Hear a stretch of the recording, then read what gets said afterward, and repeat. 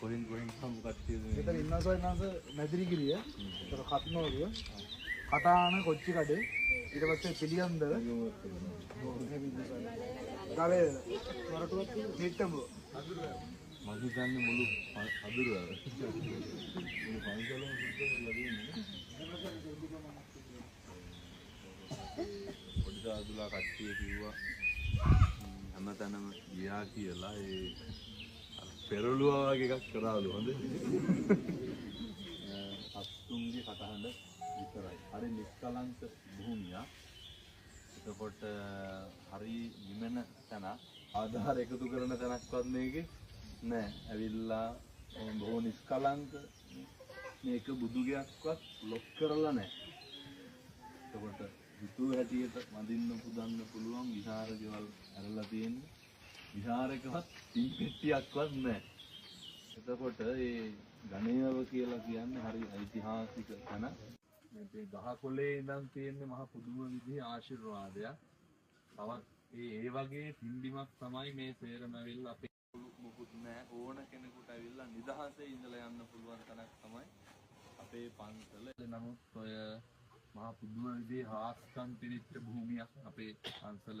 ආවගේ විශ්වාසයක් තියෙනවා අර ගණේවේ බෝධියේ ප්‍රාර්ථනාවක් කරොත් කවදාවත් ඒක ඉෂ්ට නොවේ තියෙන්නේ නෑ කියලා. එහෙම නැත්නම් මේ තැන 2014 අවුරුද්දේ තමයි කරන්ට් එකක්.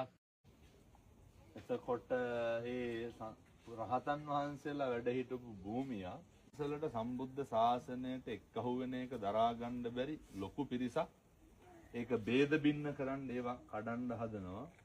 එතකොට මේ තැන හිටපු අපිට මේවා මැජික් නෙමෙයි.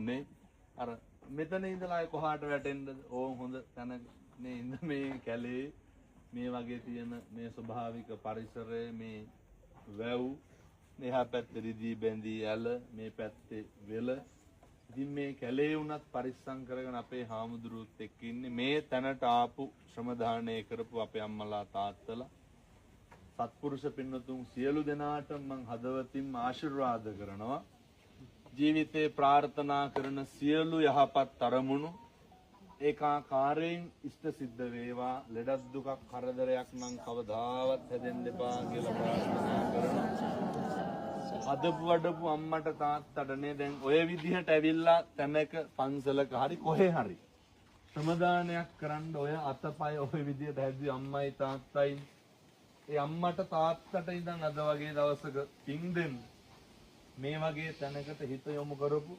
කල්යාණ මිත්‍රයන්ට ඉඳන් පින් දෙන්න මේ අපේ